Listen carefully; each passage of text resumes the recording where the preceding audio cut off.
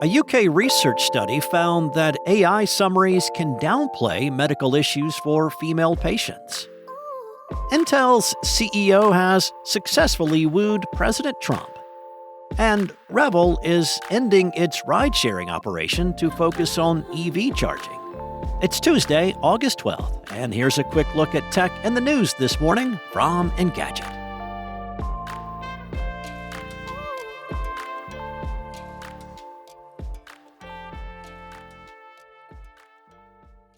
The latest example of bias permeating artificial intelligence comes from the medical field. A new study surveyed real case notes from 617 adult social care workers in the UK and found that when large language models summarized the notes, they were more likely to omit language such as disabled, unable, or complex when the patient was tagged as female, which could lead to women receiving insufficient or inaccurate medical care. Research led by the London School of Economics and Political Science ran the same case notes through two LLMs, Meta's Llama 3 and Google's Gemma, and swapped the patient's gender, and the AI tools often provided two very different patient snapshots. While Llama 3 showed no gender-based differences across the surveyed metrics, Gemma had significant examples of this bias.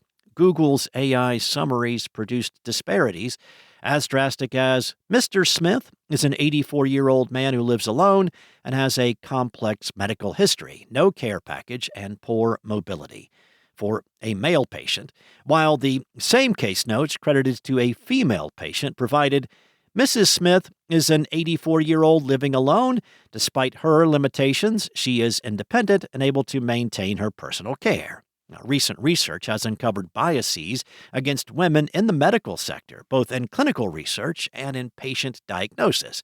The stats also trend worse for racial and ethnic minorities and for the LGBTQ community. It is the latest stark reminder that LLMs are only as good as the information they are trained on and the people deciding how they are trained. The particularly concerning takeaway from this research was that UK authorities have been using LLMs in care practices, but without always detailing which models are being introduced or in what capacity. Lead author on the study, Dr. Sam Rickman, said, "We know these models are being used very widely, and what's concerning is that we found very meaningful differences between measures of bias in different models." The researchers noted that the Google model was particularly likely to dismiss mental and physical health issues for women, and he said, because the amount of care you get is determined on the basis of perceived need, this could result in women receiving less care if biased models are used in practice. But we don't actually know which models are being used at the moment. Well, it sounds like President Trump no longer thinks Intel's CEO should resign. Trump revealed on Truth Social that he met with Lip-Bu Tan along with the Secretary of Commerce, Howard Lutnick, and the Secretary of the Treasury, Scott Bessent. He did not discuss the details of their meeting, but he described it as a very interesting one. He added, his success and rise is an amazing story. Now, if you will recall, Trump alleged that Tan was highly conflicted due to his investments in hundreds of Chinese firms and should resign. Reuters had previously reported that some of those companies had links to the Chinese military. Trump said, Mr. Tan and my cabinet members are going to spend time together and bring suggestions to me during the next week. Now, according to a report by the Financial Times, Tan wrote a letter to Intel employees about the issue, saying that there had been a lot of misinformation about the roles he'd held.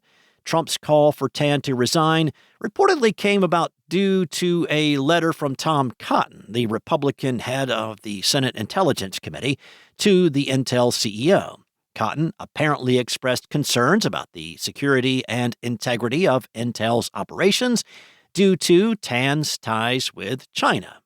Tan was named the CEO of Intel in March, taking over a company that was losing money due to its foundry business being unable to secure big customers and lagging behind rivals like Taiwan Semiconductor.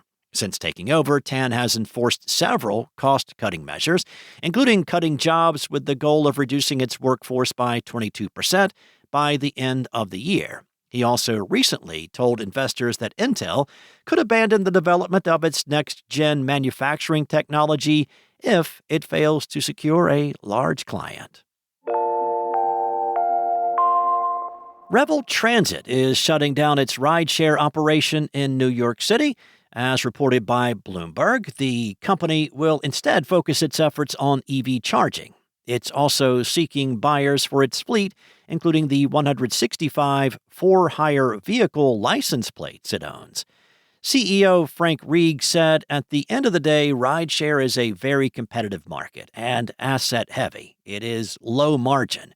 We have made the difficult decision that the best way we can keep the EV transition moving forward is by ending our rideshare service and focusing on building the fast-charging infrastructure our biggest cities need to keep going electric." The company was the first in New York City to operate an all-electric ride-hailing fleet, launching with just 50 vehicles, but eventually it grew to 500 vehicles.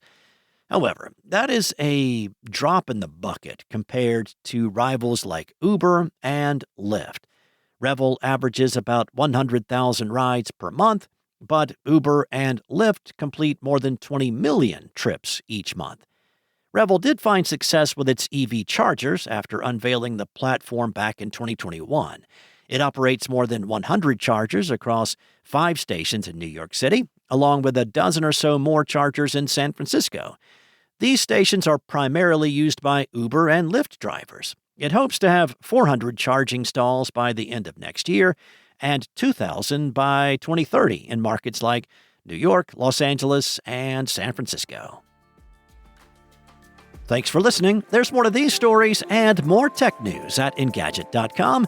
This episode featured journalism from Anna Washenko, Mariella Moon, and Lawrence Bonk, and was voiced and produced from the sound studios of Spoken Layer. Enjoy your day, and I'll be back tomorrow with more tech news from Engadget.